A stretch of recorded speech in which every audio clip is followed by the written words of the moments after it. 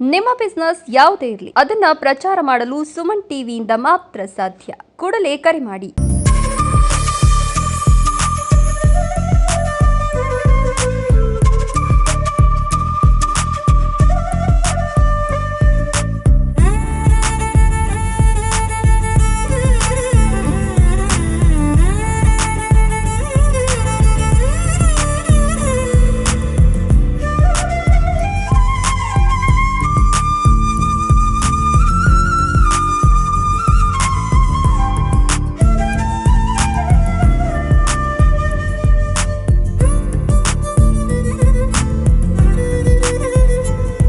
ನಮಸ್ತೆ ವೀಕ್ಷಕರೇ, ನಮ್ಮ ಚಿಕ್ಕಬಳ್ಳಾಪುರದಲ್ಲಿ for the first time food fest ನಡೀತಾ ಇದೆ ನಮ್ಮ ಭರ್ಜರಿ ಬಾಡೂಟ ಕಡೆಯಿಂದ.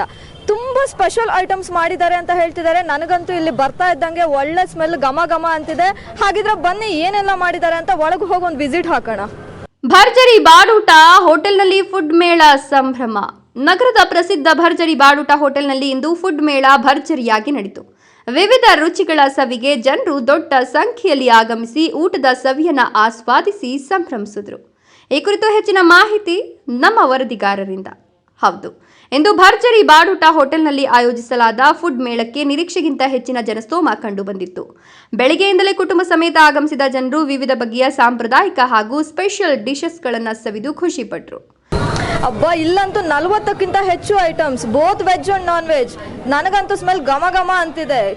ಚಿಕನ್ ಬಿರಿಯಾನಿ, ಕಬಾಬು, ಫ್ರೈ, ವೆಜ್ ಐಟಮ್ಸ್ ಅಲ್ಲೂ ಕೂಡ ತುಂಬಾ ತರ ಐಟಮ್ಸ್ ಇಲ್ಲಿ ಇದೆ. ನೋಡೋಣ ಬನ್ನಿ, ನಮ್ಮ ವೀಕ್ಷಕರೆಲ್ಲ ತಿಂತಾ ಇದ್ದಾರೆ, ಅವರು ಇದ್ರ ಬಗ್ಗೆ ಏನ್ ಮಾತಾಡ್ತಾರೆ ಅಂತ ನೋಡೋಣ ಬನ್ನಿ. ಮೇಡಮ್ ನಮಸ್ತೆ, ನಿಮ್ಮ ಹೆಸರು? ನಾಗರತ್ನ. ಏನ್ ಫುಡ್ ತಿಂತಾ ಇದ್ರಲ್ಲ, ಹೆಂಗ್ ಅನ್ಸ್ತಾ ಇದೆ ಟೇಸ್ಟು? ಚೆನ್ನಾಗೈತೆ. ಚೆನ್ನಾಗಿದ್ಯಾ? ಯಾವ ತರ ಐಟಮ್ಸ್ ಟೇಸ್ಟ್ ಮಾಡ್ತಿದ್ದೀರಾ ನೀವು? ಕಬಾಬ್, ರೋಟಿ, ಚಿಕನ್ ಸಾಂಬಾರ್. ಚೆನ್ನಾಗಿದ್ಯಾ ಟೇಸ್ಟು? ಚೆನ್ನಾಗಿದ್ಯಾ ಟೇಸ್ಟು? ನಾನ್ ವೆಜ್ ಒಟ್ನಲ್ಲಿ ಚೆನ್ನಾಗಿ ಊಟ ಮಾಡ್ಕೊಂಡು ಹೋಗ್ತೀರಾ? ಹೊಟ್ಟೆ ತುಂಬಾ ತಿನ್ಕೊಂಡು ಹೋಗ್ತೀರಾ? ಅಷ್ಟು ಚೆನ್ನಾಗಿದೆ ಅಂತೀರಾ ನೀವು? ಆಶು ಅವರೇ, ಇಲ್ಲಿ ಈಗ ಬಂದು ಫುಡ್ ತಿಂತಾ ಇದ್ರೆ ಹೆಂಗ್ ಅನ್ಸ್ತಾ ಇದೆ ಟೇಸ್ಟ್? ಚೆನ್ನಾಗಿದೆ, ಟೇಸ್ಟ್ ಎಲ್ಲ ಚೆನ್ನಾಗಿದೆ.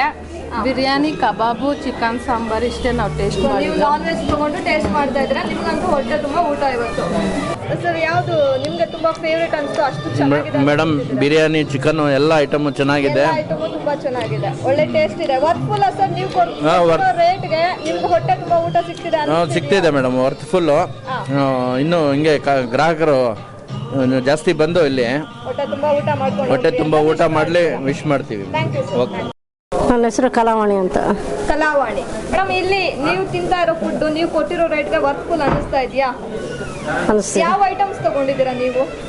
ನಾವು ಬಿರಿಯಾನಿ ತಗೊಂಡಿದ್ವಿ, ಕಬಾಬ್ ತಗೊಂಡಿದ್ವಿ, ರೋಟಿ, ಚಿಕನ್.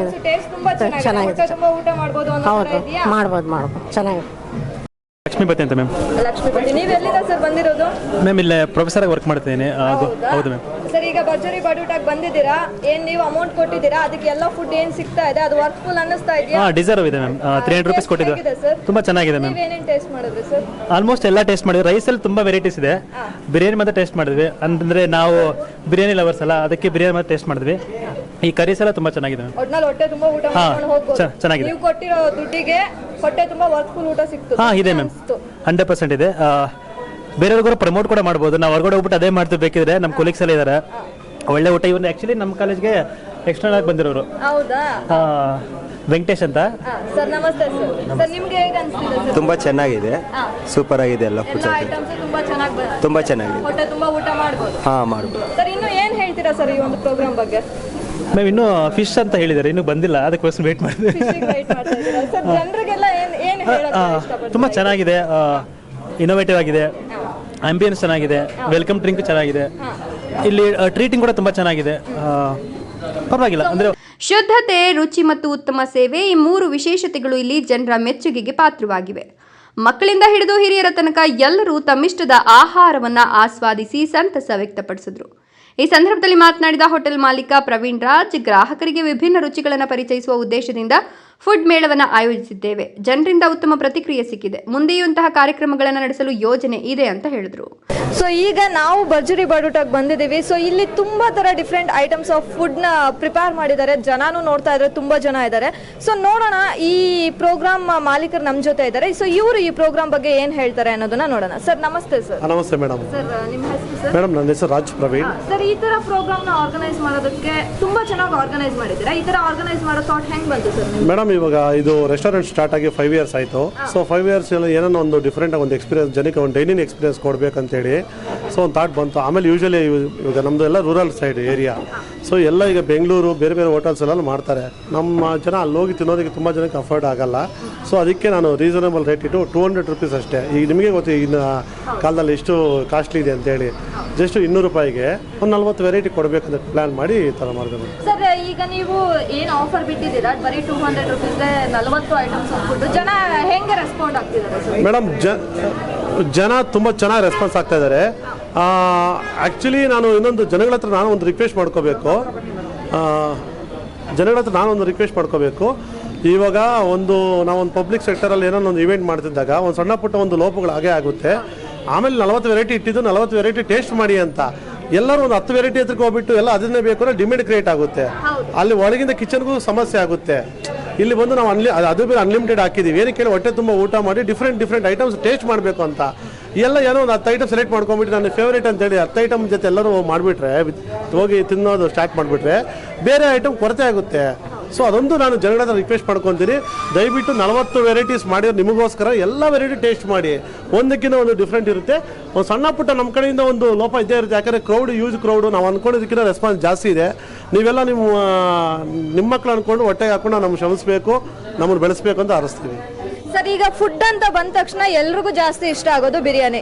ಈಗ ಬಂದಿರೋ ಜನಗಳೆಲ್ಲ ತುಂಬಾ ಬಿರಿಯಾನಿನೇ ತಿಂತಾರೆ ಅನ್ಕೊಳ್ಳಿ. ಸೊ ಆ ಟೈಮಲ್ಲಿ ನೀವು ಅದನ್ನ ಶಾರ್ಟೇಜು ಅಥವಾ ಇನ್ನೇನಾದ್ರೂ ಪ್ರಾಬ್ಲಮ್ಯಾಟಿಕ್ ಆಯ್ತು ಹೆಂಗ್ ನಿಭಾಯಿಸ್ತೀರಿ? ಮೇಡಮ್ ಅದೇ ಮೇಡಮ್ ಆ್ಯಕ್ಚುಲಿ ಸಮಸ್ಯೆ ಆಗ್ತಾ ಇರೋದು ಇವಾಗ ಏನಂತ ಹೇಳಿದ್ರೆ, ಈಗ 40 ವೆರೈಟಿ, ಈ ಒಂದು 20 ವೆರೈಟೀಸ್ ಟೇಸ್ಟೇ ಮಾಡಿಲ್ಲ. ಒಂದು 20 ವೆರೈಟಿ ಇಟ್ಕೊಂಡು ಅದನ್ನ ಬ್ಯಾಕ್ ಟು ಬ್ಯಾಕ್ ಎಲ್ಲರೂ ಅಲ್ಲಿಗೆ ನುಗ್ಗಿದ್ರೆ ಸೊ ನಾವು ನೆಕ್ಸ್ಟ್ ನಮಗೆ ಸ್ವಲ್ಪ ಡಿಫಿಕಲ್ಟ್ ಆಗುತ್ತೆ, ಕಷ್ಟ ಆಗುತ್ತೆ. ಅದಕ್ಕೆ ನಾನು ನಾಳೆಯಿಂದ ಯಾರೇ ಬರಲಿ ಏನೇ ಬರಲಿ ಇನ್ನೂ 4 days ಇರುತ್ತೆ, ಎಲ್ಲ ಐಟಮ್ ಟೇಸ್ಟ್ ಮಾಡಿ. ಇಲ್ವಾ ಐಟಮ್ ಆಗೋಯ್ತಾ ಅರ್ಧ ಗಂಟೆ ಮೇಲೆ ವೆಯ್ಟ್ ಮಾಡಿ. ದಯವಿಟ್ಟು ಅಲ್ಲಿ ಹುಡುಗರ ಮೇಲೆ ಕೂಗಾಡಕ್ಕೆ ಹೋಗ್ಬೇಡಿ. ಯಾಕಂದ್ರೆ ಹುಡುಗರು ಪಾಪ ಇವಾಗ ಅವರು ಮಾಡ್ತಾ ಇರ್ತಾರೆ ಡೇ ಆ್ಯಂಡ್ ನೈಟ್. 40 ವೆರೈಟಿ ಮಾಡೋದಂದ್ರೆ ಅಷ್ಟು ದೊಡ್ಡ ಕಷ್ಟ ಮೇಡಮ್, ತುಂಬ ದೊಡ್ಡ ಅಚೀವ್ಮೆಂಟು. ಆಮೇಲೆ ನಾವು ಮಾಡಿದ್ದೇನು ಬಿಸ್ನೆಸ್ ಪರ್ಪಸ್ ಅಲ್ಲ. ಇದು 200 ರೂಪಾಯಿಗೆ ಏನು ಬರುತ್ತೆ ಅಂತ ನಿಮ್ಮ ಕಡೆಯಿಂದ ಪರ್ಪಸ್ ಮಾಡಿದ್ರೆ 1000 ರೂಪಾಯಿ ಬಿಲ್ ಇಟ್ಟರೆ ನೀವು ಕೇಳೋದೇನು ತಪ್ಪೇನಿಲ್ಲ. ಇದಿಲ್ಲ ಅದಿಲ್ಲ ಅಂತ. ನಾನು ತಗೊಳ್ಳೋದೇ 200 ರೂಪಾಯಿ. ಅದರಲ್ಲಿ 40 ಡಿವೈಡೆಡ್ ಬೈ ಮಾಡಿದ್ರೆ ಒಂದು ಐಟಮ್ 5 ರೂಪಾಯಿ ಕೂಡ ಬರಲ್ಲ. ಅದಕ್ಕೆ ಅಲ್ಲಿ ಹುಡುಗರ ಮೇಲೆ ಪಾಪ ತುಂಬ ಜನ ಅಂದರೆ ಒಂದು ಸ್ವಲ್ಪ ಜನ ಕೂಗಾಡಿದಂತೆ. ಅವರು ಹುಡುಗರು ಬಂದು ಭಯ ಪಡ್ತಾರೆ, ಸರ್ ನಾವು ಕೊಡೋಕ್ಕಾಗ್ತಾಯಿಲ್ಲ, ಅಲ್ಲಿ ಕೊಡೋಕ್ಕಾಗ್ತಾಯಿಲ್ಲ ಅಂತ. ನಾನು ಹೇಳಿ ಇಲ್ಲಪ್ಪ, ನೀನು ಜನಕ್ಕೆ ಎಕ್ಸ್ಪ್ಲೈನ್ ಮಾಡಬೇಕು ನೀಟಾಗಿ, ಜನನ ಸಹಕರಿಸ್ಬೇಕು. ಇವಾಗ ಯಾಕಂದರೆ ಅವ್ರು ಎಷ್ಟು ಚೆನ್ನಾಗಿ ಸಹಕರಿಸಿದ್ರೆ ನಾವು ಇನ್ನೂ ಚೆನ್ನಾಗಿ ಮಾಡ್ತೀವಿ, ಇನ್ನೂ ಹೊಟ್ಟೆ ತುಂಬ ಇದು ಮಾಡ್ಬೋದು. ಇವರು ಹತ್ರ ಅರ್ಜೆಂಟ್ ಅಂದರೆ ಅದು ಸ್ವಲ್ಪ ಕಷ್ಟನೇ ಆಗುತ್ತೆ ಮೇಡಮ್.